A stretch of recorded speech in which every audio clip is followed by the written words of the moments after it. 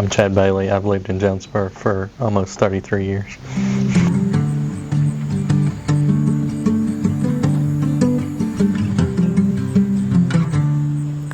I was born in Johnson City Medical Center. My parents have lived here, Dad's lived here almost all of his life, and Mom's lived here all of her life. My ancestors settled here in the 1770s. David Hughes, my sixth great-grandfather, owned the land grant that became the town of Jonesborough. I also have sixth great-grandfather, Zachariah Isabel, who was on the Watauga Association Safety Committee in 1772. So I have a lot of long lineage in East Tennessee, Western North Carolina, and Southwest Virginia. Well, growing up, we didn't do a lot with downtown Jonesborough. We did things in Jonesborough, but Mom and Dad lives outside of Jonesborough in what's called the Lamar community. I always remember eating at the Jonesborough Pizza Parlor as I grew up, the Dairy Bar, which was the Dairy Queen at one time. Really didn't do a lot with downtown until I got into genealogy and learning some of the history things, and that's been about 14, 15 years ago. And then even did more when I worked for the Heritage Alliance for a short stay. Learning the history of the area brings you back to downtown. I had a teacher in elementary school that did a genealogy project, and so I started my genealogy. Mom or Dad, either one, didn't really know anything about their genealogy past their grandparents, and so learning a little bit about that and drawing some of those pieces together. Genealogy sort of draws you to history because you have to know the history that ties into the formations of the counties, the local towns, and dates of change in statehood and all those things. I really started into genealogy after my grandmother died in 2010.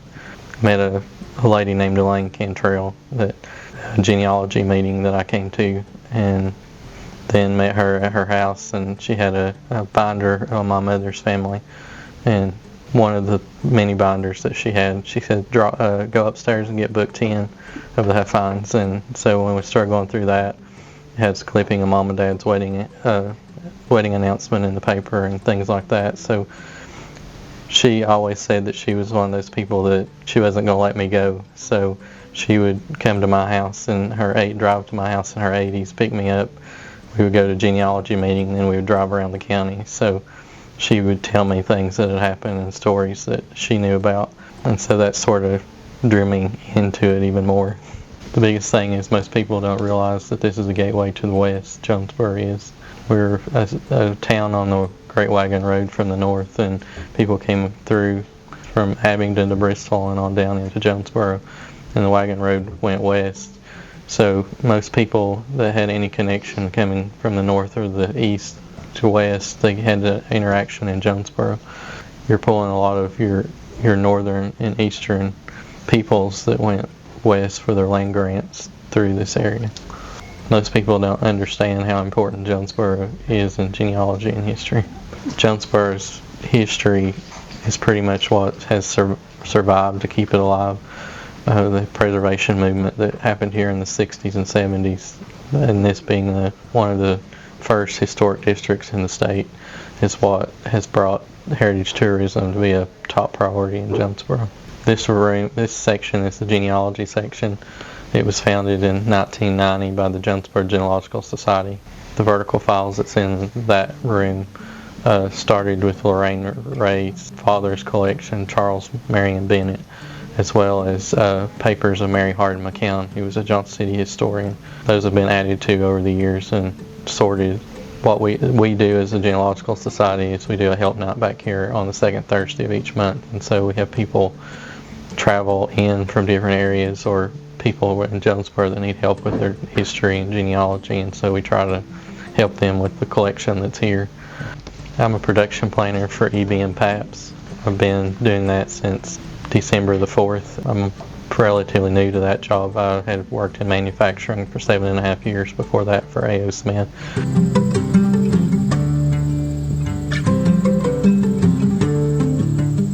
Would you consider yourself a Jonesboroughian? Yes and no.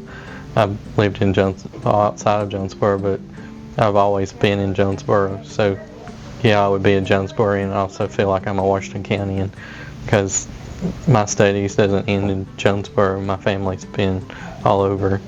My mother's family lived on Huffines Road, which is now in Johnson City, but there's a lot of history that ties over between the two. Pretty much every day it's usually a family thing after work. Go home to mom and dad's for dinner. For me, loving history and genealogy, seeing things disappear because other people don't always have that same knowledge of the town like I do in town. It seems like there's a lot of native people here, but there's also a lot of people coming into this area that don't quite understand why this building's standing here. One major example right now, the big issue is the Basher Mill in Johnson City, a 200-year-old mill that they're going to tear down for a parking lot. One of the county's oldest mills and the oldest mill on the National Register, and it doesn't fall under historic zoning. So that's one of the big things. Washington County doesn't have a historic zoning board. We have one locally in Jonesborough that continues to preserve, but Johnson City has a historic zoning, but it's over downtown in the Tree Street. It's not over the National Register at Knob Creek or the National Register District at Mountain Home or any of those other districts that's in Johnson City, and it makes it real easy for historic sites to disappear. I've always been grateful. I've never really lived anywhere else. I've traveled some. I traveled to New York City, spent 7 days there on a trip one time in high school, and was ready to come back home. My family's here. My connections are here. Right now, I'm at a point in my life with a niece and nephew. I want to be part of their lives, and mom and dad's aging, and I want to be here for them. So it's just home, I guess. It's just unique in itself. Its history is steeped in every area of terminology or specialty in history. You can find it here. A lot of it is settlement period or early revolution. People talk about those, but you can also find World War II, World War I. You can find Civil War history here. So it's not just one terminology or progress. It's a very difficult story that can't hardly be explained. You have to dive deep into each piece. We seem to have a lot of connection to place and things here. We're always doing things together and working together towards through the next obstacle or the next decision or the next whatever.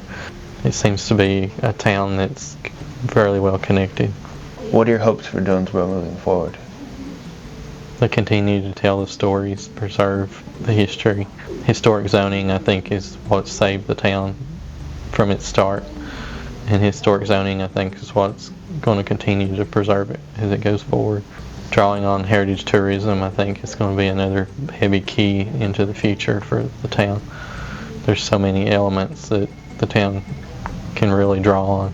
There's also, when I did my thesis for ETSU for my master's program, I used a lot of data that the visitor center had, and one of the number one reasons people come here is genealogy and history. So they're finding connection back here. I was recently at a DNA workshop in Greenville, and one of the people asked, why did people feel like that they had a connection to a town or a village or someplace when they moved back to when they had lived all their lives somewhere else? And the speaker said, DNA always finds home. Heritage tourism, finding a sense of place, understanding about the culture, the people, the emphasis on buildings and heritage preservation. It saves stories as well as it saves buildings. You can drive about just about any county road and see a dilapidated house or a dilapidated old school or a mill, and if you don't know the story or texture behind it, you just see it as an old building. I think with a lot of the growth that's happening, sometimes we're putting money before preservation efforts. There's a lot of things, a lot of graveyards and things that continue to be preserved, and some that have gone missing over the years due to that. And there's a lot of buildings and things that should have been preserved that are gone. But the story of those places still need to be preserved as well. And places like the Heritage Alliance, the Genealogical Society, and I think we're trying to do the back work on those things.